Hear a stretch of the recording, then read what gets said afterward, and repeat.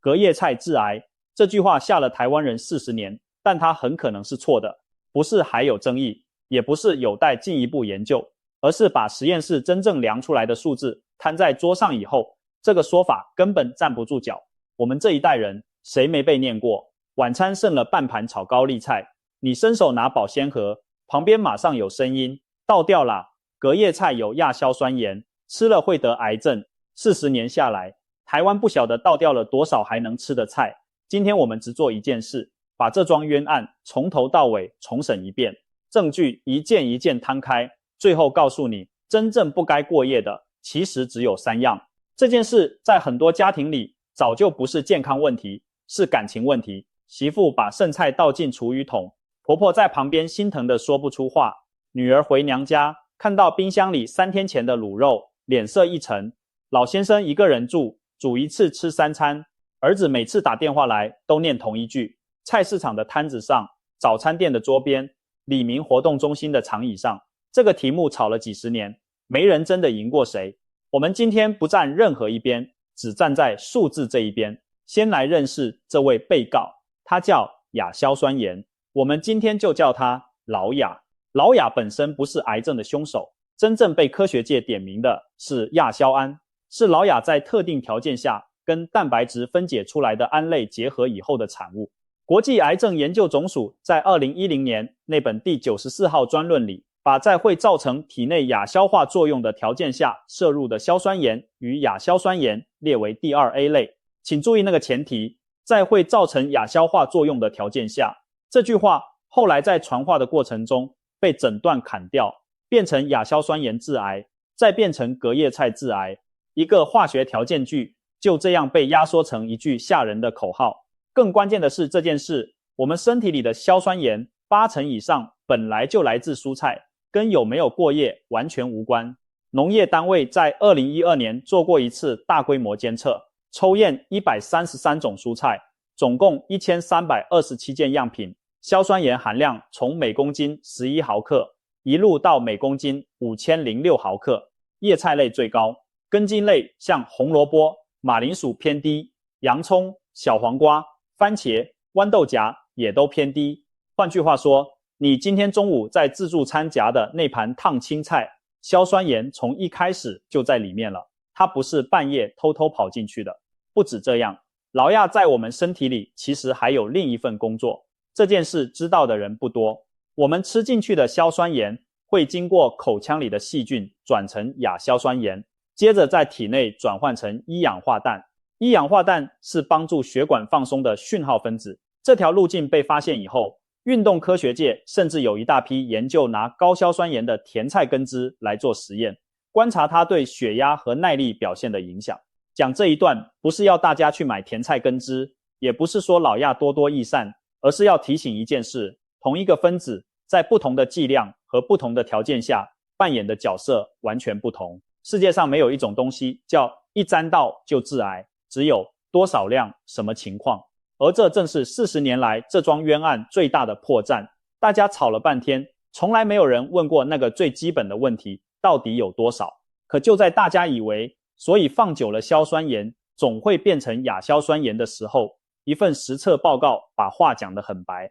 2022年6月24日，香港食物環境衛生署食物安全中心公布了一項調查，他們挑了5種家常青菜，莧菜、白菜、菜心、唐生菜還有脆玉瓜，煮熟之後分成2組，一組放室溫，一組放攝氏0到4度的冷藏，然後在第6、12、24、36、48、72小時各檢測一次亞硝酸鹽。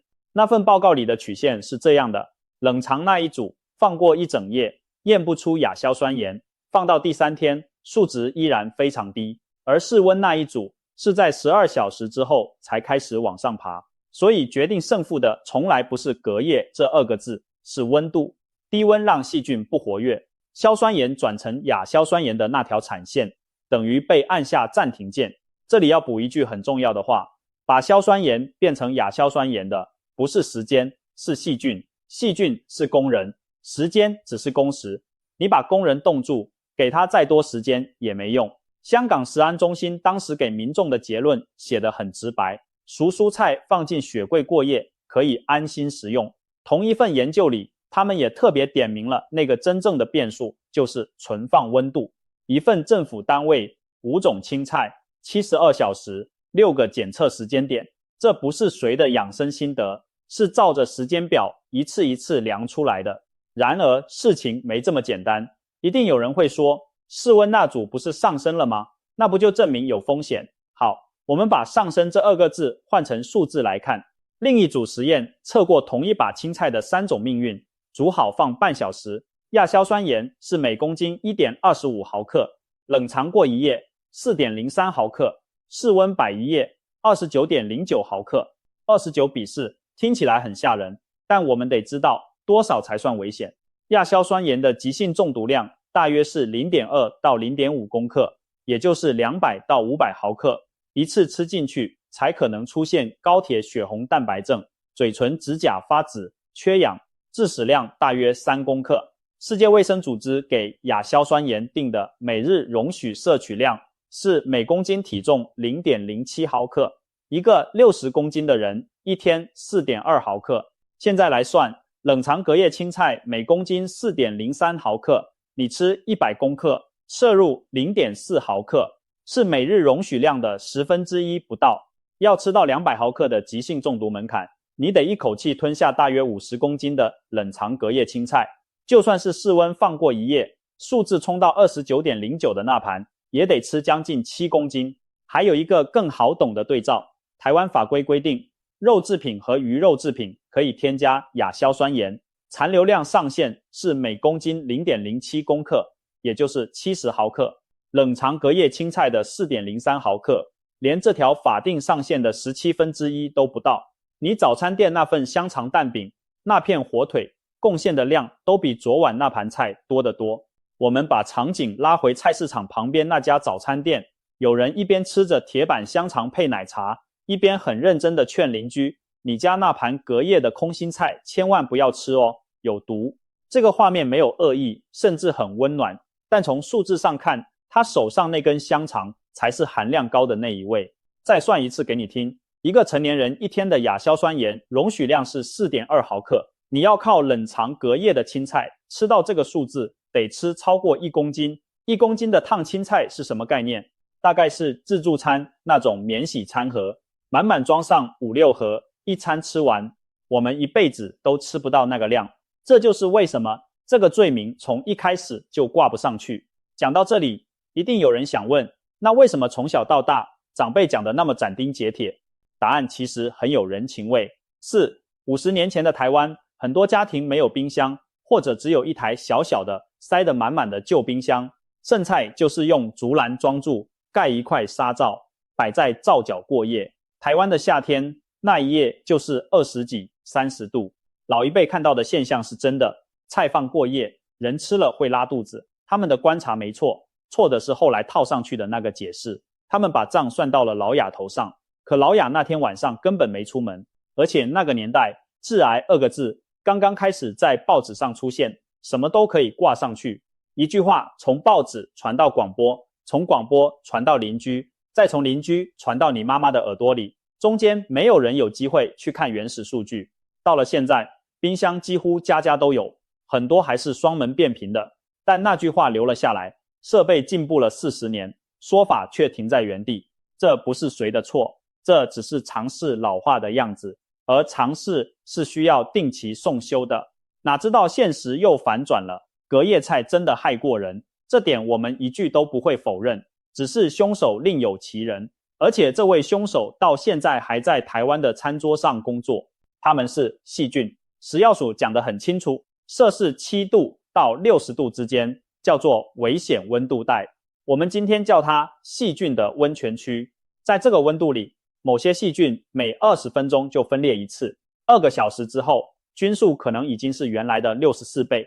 所以有了那條著名的2小時原則，食物調製後不要在室溫下放超過2小時，夏天室溫超過32度的時候，1小時就要收。保存的3個數字也一起記起來，冷藏要低於7度，熱藏要高於60度，復熱要超過70度。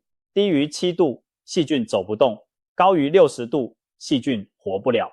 中間那一段就是溫泉區。現在請你回想一下台灣人的日常，看看我們一天當中有多少東西是泡在溫泉區裡的。早上煮好的一鍋粥，蓋着鍋蓋擺在瓦斯爐上，到中午的便當放在機車置物箱，騎了半小時，箱子裡快40度，掰掰的三牲和水果在供桌上放一整個下午，喜宴打包回來的那袋菜在後車廂晃了1小時，還有最常見的那一種，晚餐吃完，大家坐在客廳看電視，菜就留在餐桌上，等一下再收。這個等一下常常就是2-3個小時。真正的風險全部都發生在這幾個小時裡，而不是發生在冰箱裡。可是40年來，我們罵的一直是冰箱裡的那盤菜。最有名的案例叫炒飯症候群。仙人掌桿菌廣泛存在自然環境裡，特別喜歡米飯、麵條這類澱粉食物。白飯煮好放在室溫超過2小時，它就開始繁殖，並且分泌毒素。這裡有一件很多人不知道的事，仙人掌桿菌的嘔吐型毒素耐熱，你隔天把飯炒得再香再燙，毒素還在。而且中毒的食物通常聞起來不會有酸敗味，看起來也很正常。它的2種發作方式也不一樣，嘔吐型的噁心吐個不停，比較少拉肚子，有時候還會頭暈、發燒、四肢無力。腹瀉型的則是肚子絞痛、拉肚子為主。你發現這裡的邏輯了嗎？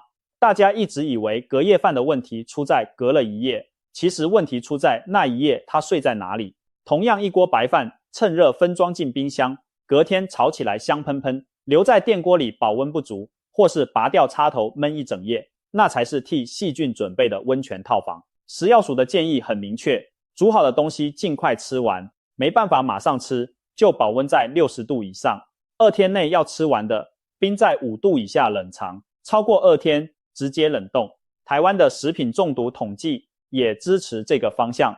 近年病因物質判明的案件裡，諾羅病毒連續多年高居第一，細菌類則以金黃色葡萄球菌、仙人掌桿菌、沙門氏桿菌、腸炎弧菌為大宗。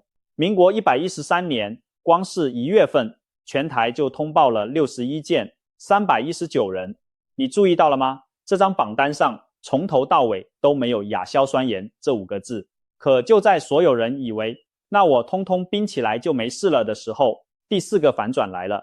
有一種細菌在攝氏4度的冷藏庫裡還能慢慢生長，它叫李斯特菌。這是李斯特菌跟其他病原菌最大的不同，它耐低溫、耐鹽也耐酸。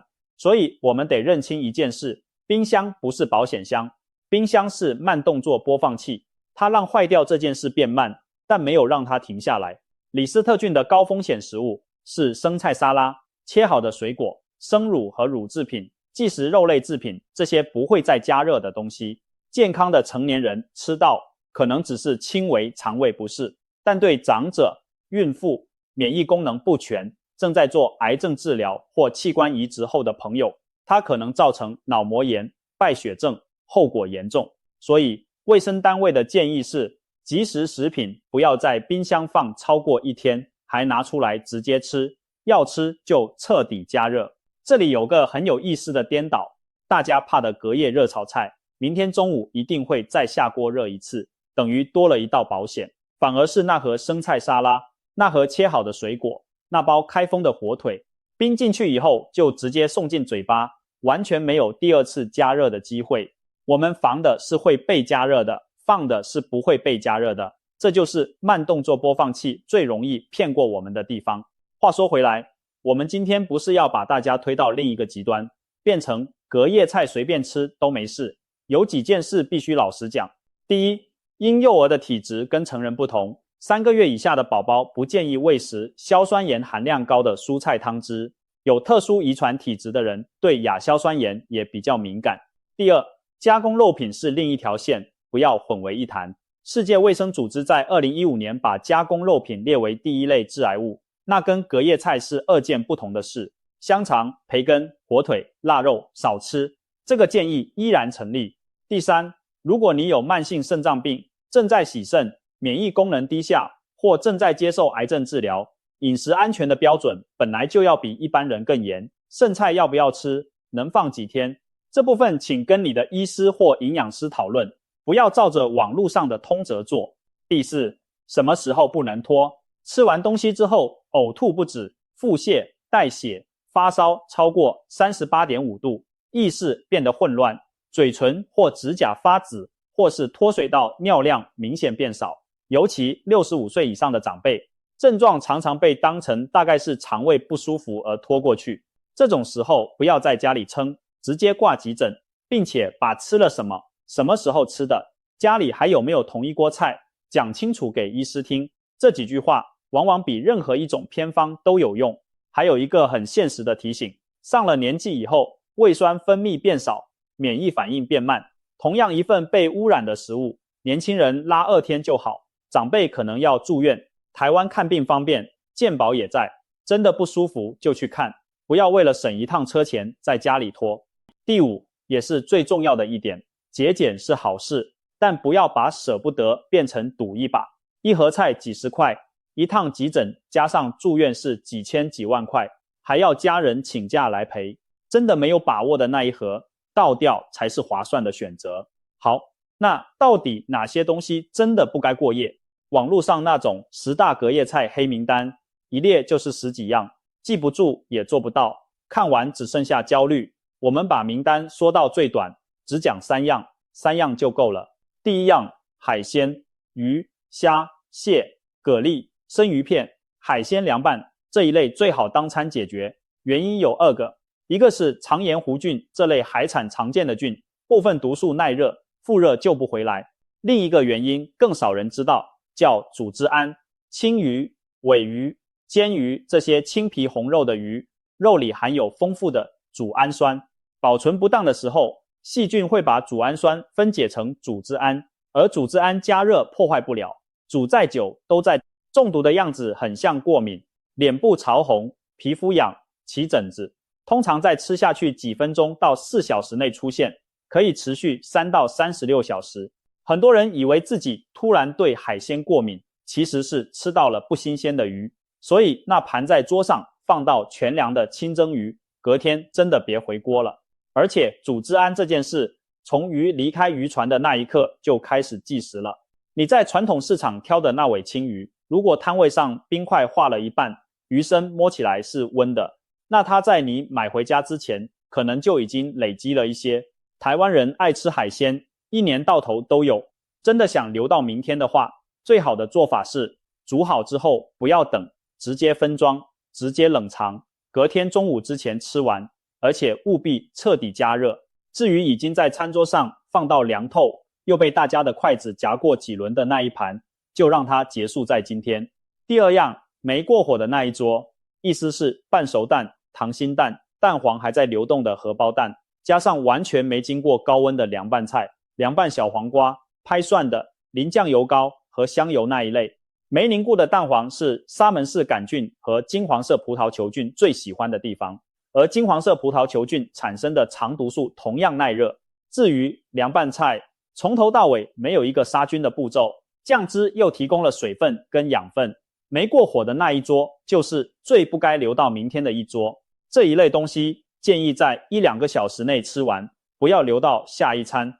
滷味攤買的滷蛋、豆乾、海帶，如果是在常溫櫃台上放了半天的，回家也要重新煮過再吃。順帶一提，全熟的白煮蛋和茶葉蛋就沒有這個問題，蛋黃整顆凝固，蛋白熟透，冷藏保存幾天是可以的，差別就在那個熟字上。沒過火的那一桌跟熟透的那一桌，命運完全不同。第3樣，在室溫放過一整夜的深綠色葉菜、莧菜、菠菜、小白菜、青江菜、空心菜，這些是硝酸鹽底數最高的一群，前面那個 29.09 就是這樣來的。加上葉菜復熱之後出水變黑軟爛，口感本來也已經不行了。但這裡的重點請聽清楚，關鍵詞是在室溫放過，趁熱在2小時內收進冰箱的葉菜，數字停在4點多不是問題。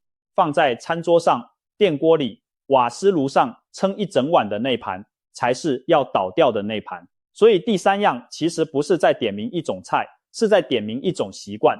同樣一把莧菜，收得快，它安全又營養，忘在桌上，它就變成整桌風險最高的一盤。還有一個小訣竅，知道自己一定會吃不完的話，葉菜可以分2次燙，先燙一半上桌，剩下的生菜留在冰箱裡，明天再燙。生的葉菜冰在蔬果室比燙熟的放一夜穩定得多，口感也好得多。一個晚上多花3分鐘，就省掉了整晚的擔心。還有一個順帶的提醒，跟過夜有關，木耳和白木耳不要泡一整晚，泡發時間太長，環境又不乾淨的時候，可能滋生唐菖蒲伯克氏菌，產生邦克列酸。這種毒素連煮沸和高壓都破壞不了，會傷肝腎，重症的死亡率很高。吃多少泡多少，冷水泡1到2小時，不要超過4小時，更不要泡了整夜還擱在流理台上，真的需要久泡。就連碗一起放進冰箱冷藏裡泡，讓它整晚都待在溫泉區外面。名單講完了，接下來是最實用的部分，怎麼冰才對。第一，2小時內進冰箱，夏天1小時，不要等到全涼才冰，那正好是把菜送進溫泉區泡澡。現代冰箱不會被一盒溫熱的菜弄壞。第二，分裝淺盤，1餐1盒，1大鍋咖喱、肉燥、雞湯，整鍋冰進去，中心要好幾個小時才降到安全溫度，分成扁扁的小盒，或是連鍋隔冰水，攪拌降溫，快得多。第三，只復熱一次，要吃哪一盒才拿哪一盒，不要整鍋熱了又放涼，放涼了又冰，每來回一次就多一次污染機會。第四，復熱要熱透，中心溫度75度以上，看到中間冒煙，邊緣滾起來才算數。微波要中途翻攪一次，不然邊緣滾燙，中間還是冷的。第五，冷藏3到4天內吃完，冰箱溫度低於7度，熟食建議5度以下，而且熟食放上層，生的放下層，冰箱不要塞超過7、8分滿，冷氣要走得動。順便講一件很少人做，但真的值得做的事，去買一支冰箱溫度計，幾十塊到100-200塊，放在冷藏室中層看幾天。很多用了10幾年的老冰箱，門邊膠條鬆了，裡面塞太滿，實際溫度早就爬到10度以上，主人完全不知道。我們今天講到現在，所有的保護都建立在你的冰箱真的夠冷這個前提上。這一步做了，前面5步才算數。而且這是一次性的支出，量準了，接下來10年都受用。第六，貼一張紙，寫日期，不要靠鼻子判斷，會讓人食物中毒的細菌，很多不會讓食物發出任何酸味。一支油性筆，一疊紙膠帶，放在冰箱旁邊，寫上8月2日晚滷肉，1秒鐘的事，卻幫你省掉每次開冰箱都要猜的那5秒。這6件事說穿了，沒有一件跟隔夜有關，全部都跟溫度和時間有關。這就是這樁冤案最後的判決書。我們罵錯了對象，也防錯了方向。所以今晚那盤沒吃完的炒青菜，還好端端的放在餐桌上。昨天你看它，看到的是一盤不知道能不能吃的東西，收也不是，倒也不是，站在廚房裡猶豫30秒。今天再看它一次，看到的東西不一樣了。它不是毒，它背了40年的黑鍋，今天可以放下了。真正決定它安不安全的，從來不是月亮升起來的那一刻，是你把它收進冰箱之前的那2個小時，是你家冰箱有沒有真的低於7度，是明天中午你有沒有把它熱到中間冒煙。它是昨天那頓飯的心意，不是明天的風險。蓋上蓋子，貼上日期，放進冰箱的上層，明天中午好好把它熱透，坐下來慢慢吃完。